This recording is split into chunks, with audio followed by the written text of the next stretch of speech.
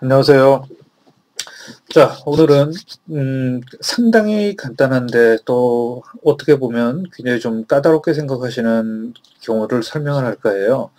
바로 이제 how하고 however 이 두 가지를 구별하는 건데 이게 문제에서 이제 그 등장하기도 하지만 이제 실제로 사용을 하시는 분들도 어떻게 이걸 구별해 써야 될지 그걸 이제 좀 버거워하시거나 좀 혼동스러워 하시는 경우들이 있더라고요.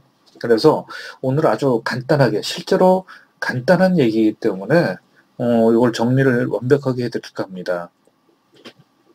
물론 이제 그 해석을 통해서 일단 문제를 이제 보여드리면서 어떻게 해결할지를 같이 말씀을 드릴 텐데 이 경우에도 보통 이제 해석을 통해서 구별하신 분들이 많아요. 그래서 예를 들어서 뭐 how 같은 경우에는 우리가 어, 접속사 이제 의문사라든가 또는 감탄사 이런 식으로 쓰여서 이런 용도로 쓰여서 부사도 되고 접속사도 되고 이제 용도가 굉장히 다양하죠. 그래서 주로 의문사라고 하면 어떻게 또는 어떤 방법으로 이런 정도라든가 또는 우리가 많이 알고 계시는 것처럼 how much, how many 이런 표현처럼 어느 정도냐 이런 의미를 나타내는 의문사로도 쓰이기도 하는데 이제 그럴 때는 부사예요. 근데 오늘 우리가 초점 맞춰야 될 부분은 how와 however가 이제 접속사로 쓰이는 경우를 중점적으로 볼까 합니다. 그래서 how가 이제 접속사로 쓰이는 경우에는 명사절을 연결을 해요. 그래서 보통 어떤 뭐뭐 하는 방법이라든가 뭐뭐 하는 정도 이런 의미를 쓰이게 되죠. 보통은 또 그 how가 이제 의문사로 쓰이거나 또는 관계사로 쓰일 때도 앞에 the way 같은 선행사가 생략이 되고 뭐 how절만 이제 연결이 되기도 하죠. 반면에 however 같은 경우는 때로는 이제 however 대신에 여기 보시듯이 no matter how 이런 식으로 표현을 바꾸기도 하는데 우리가 학교에서 지겹도록 들었던 얘기 중에 하나가 이제 however는 no matter how 또는 뭐 wherever는 no matter where 이런 식으로 no matter 표현으로 바꿀 수 있다 이런 것에 이제 문장 변화는 굉장히 목숨을 많이 거는데 그렇게 그런 데다 신경 쓰기에는 좀 많이 아까운 것 같아요. 그래서 그거는 중요한 요소가 아니고요. 어쨌든 however 같은 경우에는 주로 이제 복합 우리가 관계부사 또는 복합 의문부사 이렇게 분류하기도 하는데요. 보통 이제 우리가 얘기를 하면 이제 뭐 아무리 뭐뭐 하더라도 라는 의미로 쓰이는 경우들도 굳이 우리말로 해석을 하자면요. 그러기도 하고 그다음에 또 아마 수능이나 공무원 준비하시는 분들께서는 이제 독해 시험에 연결사 문제가 나올 때 많이 보셨을 거예요. however란 표현을. 그럴 때는 사실 뭐 우리가 접속 부사 이런 용어를 붙이는 사람들도 계시고 좀 다양하다 연결어 뭐 연결사 이렇게도 다양하게 부르기도 하는데 본질은 그런 경우에는 접속사라고 보기보다는 부사로 인정을 하셔야 돼요.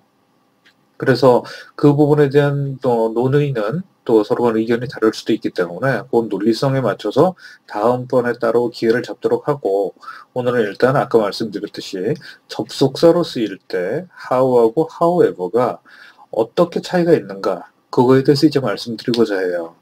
물론 동일한 의미의 표현이 아니기 때문에 의미 차이는 있을 수가 있죠. 그렇기 때문에 아까 말씀드렸듯이 해석을 해서도 구별을 할 수 있다는 거예요.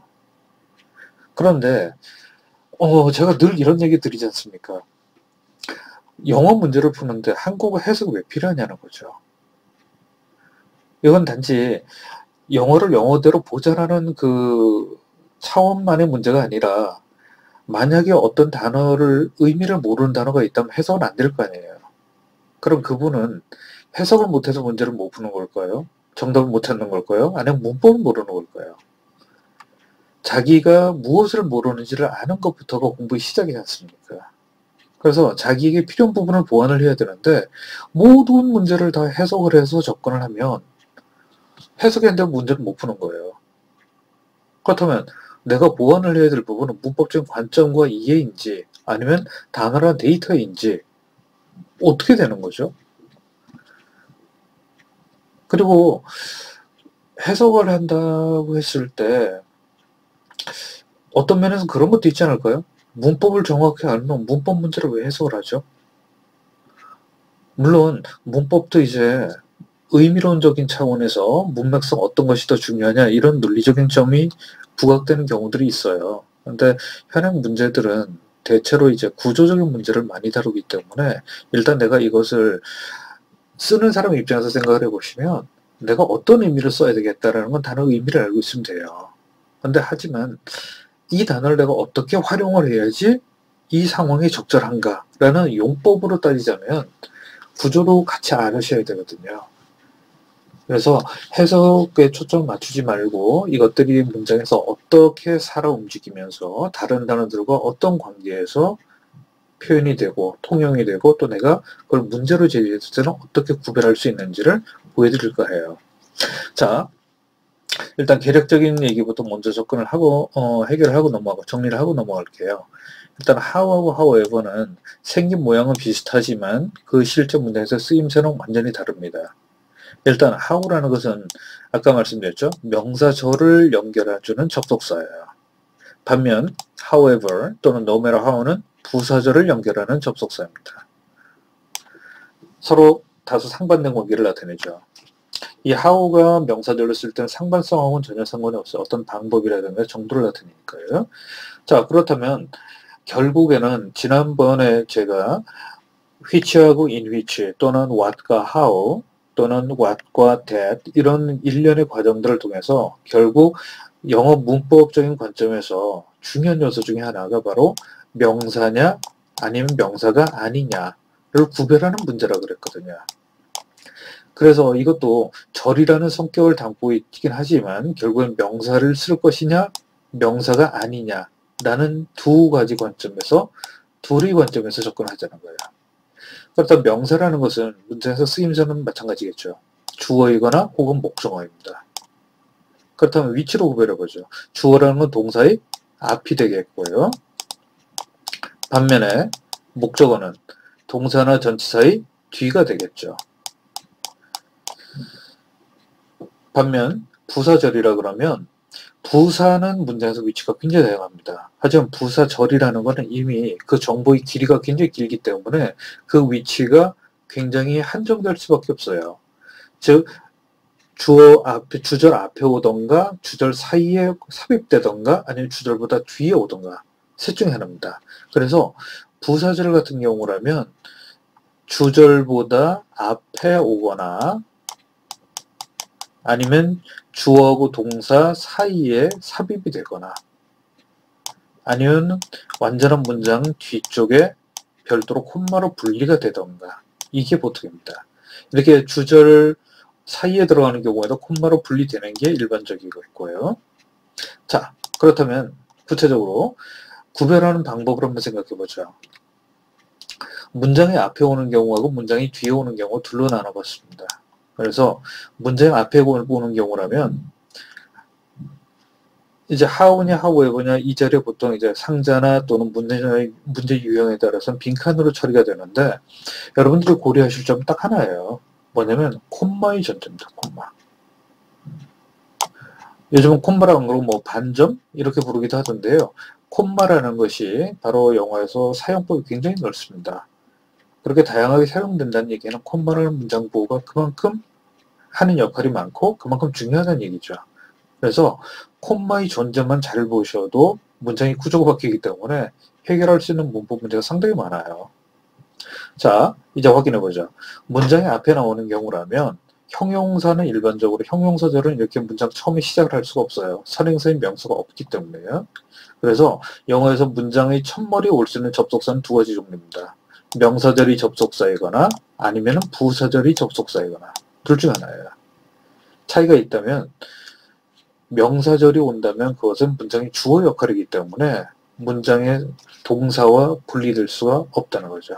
그래서 명사절이라면 이 큰 덩어리 명사절 다음에 곧바로 동사 나오게 돼요. 그런데 부사절은 주절하고는 다른 요소이기 때문에 부사절의 경우라면은 주어 동사의 앞에 이걸 분리해주는 콤마가 존재하게 됩니다. 이 콤마가 반드시 있어야 되느냐? 접속사의 종류에 따라서 콤마가 없는 경우도 있고요. 또는 콤마를 쓸 수도 있고 안 쓸 수도 있고 선택적인 요소인 경우도 있습니다. 하지만 문법 문제라면 이 콤마의 존재가 무엇보다 중요해요. 그래서 자, 여기서 이제 한번 확인해 볼까요? 이 구조 같은 경우라면 뒤에 분명히 동사하고 콤마로 분리가 안 되어 있습니다. 반면에 이 밑에 문제에서는 주어 동사 앞에 콤마로 분리가 되어 있죠. 그래서 이 경우는 동사의 앞에 오는 명사의 역할이고, 그래서 how가 올바른 표현. 여기서는 문장이 분리가 되기 때문에 부사 절밖에 또는 부사 없고밖에는 올 수가 없는 구조예요. 그래서 주어 동사와 콤마로 분리될 수 있는 것은 오직 부사밖에 없다는 것을 명확하게 기억을 해두시기 바랍니다. 그래서 however가 올바른 표현이 되고요. 문제를 먼저 볼까요? 자, 이거는 지금 상자가 문장이 첫물에 와 있습니다. 그렇다면 일일이 다 해석을 해볼 수도 있겠죠. 하지만 아까 말씀드렸듯이 해석도 좋지만 어떻게 해석은 제가 말씀 안 드려도 하실 수 있잖아요. 그리고 아주 현실적인 얘기를 드려서 문법 문제를 풀 때 해석을 동원한다 그러면 선생님은 왜 필요하죠? 단어만 알고 해석만 되면 되는데요. 그렇지 않습니까? 문법적인 지식이 몰라도 상관이 없는 거 아닌가요? 그래서 이제 문법적인 지식을 아는 것과 독해를 하는 것과의 상관관계에 대해서는 다른 기회를 또 잡도록 할게요. 일단은 포커스를 좁히기 위해서 일단 여기다 초점 맞춰보겠습니다. 의도적으로 해석은 안 해드릴 테니까 여러분도 해석은 단어는 보지 마시고 하나만 보세요. 콤마의 존재를 찾으십시오. 보시면은 콤마가 있고 그 다음에 some of it 주어가 나오고 그 다음에 refuses 동사가 나오죠. 콤마로 분리가 되어 있다는 얘기는 뭘까요? 부사 외에는 존재할 수 없는 구조. 그래서 정답은 however가 됩니다. 자, 그런데 2번하고 3번 같은 경우에는 이 however를 물어보는 그 관점이 문장 앞쪽이 아니라 뒤쪽이에요. 이런 경우는 사실 구별이 더 쉽습니다. 왜? 자, 문장의 뒤쪽에 명사가 할 수 있는 주어 아닌 목적어라고 그랬잖아요. 그렇다면 이건 주어 차원에서 쓰이는 경우를 물어보는 거라면 두 번째 경우나 2번이나 3번 같은 경우에는 목적어 차원을 이해할 수 있느냐를 점검하겠다는 게 출제자의 의도예요. 그럼 목적어에 쓰이는 위치는 어디였죠? 동사나 전치사의 뒤였습니다. 그래서 문장 뒤쪽에서 however를 구별하는 문제는 바로 앞에 나온 단어만 보세요. 그 단어가 동사나 혹은 전치사라면 당연히 how가 올 자리입니다. 하지만 동사나 전치사가 아닌 다른 단어가 있다 그러면 그건 however를 골라야 되겠죠. 자, 확인해 볼까요? 2번 같은 경우에는 바로 앞에 see 동사가 있습니다. 그렇다면 이런 경우에 만약에 혹시 이 동사가 있는데 그게 자동사면 어떡합니까? 이런 걱정하실 수가 있는데요. 물론 그런 문장도 가능할 수 있죠. 그런 경우는 대부분 콤마로 분리가 된다는 거죠. 그래서 콤마 없이 동사가 나왔다는 얘기는 이 동사의 목적어인 명사가 필요하다는 얘기고 그 절의 성격을 명사로 규정해 줄 수 있는 거는 how라는 서로 약속된 장치라는 거예요. 그래서 however는 의미도 통하지 않겠지만 의미가 아니라 구조상 쓸 수가 없다는 얘기입니다. 이렇게 이해를 해 두셔야지 여러분이 나중에 실제로 라이팅을 하실 때에도 직접 표현을 하실 때에도 의미는 알지만 정확하게 구별해서 상대에게 전달해 줄 수가 있다는 거죠. 자, 3번 하나 더 볼게요. 3번 같은 경우도 질문의 방법은 똑같습니다. 현대 시금 같은 경우는 앞에 전치사 of이 있어요. 그래서 됐죠? 이제는 how입니다. 자, how하고 however를 구별하는 방법에 대해서 설명을 드렸는데요. 실제로 간단하게 설명드렸지만 실제로 간단합니다. 그래서 여러분들 하실 수 있는 것 실제로 문법을 모른다기보다는 자기가 얼마나 잘할 수 있는지 또는 자기가 문법을 얼마나 많이 아는지를 모르는 경우가 더 많아요. 그래서 좀 더 자신감을 가지시고 무엇을 가지고 볼 것인가 라는 구체적인 방법을 생각을 하십시오. 결국에 언어가 됐건 무엇이 됐건 결국에는 구별이에요. 구별할 수 있는 게 힘입니다. 그래서 오늘은 however를 다시 한번 곱씹어 보시고 다음번에는 또 뭐 what과 whatever 또는 however고 whatever 이런 식으로 좀 더 여러분들 혼동하실 수 있는 요소들을 구체적으로 설명을 드리도록 하겠습니다. 자, 고맙습니다. 오늘은 여기까지 할게요.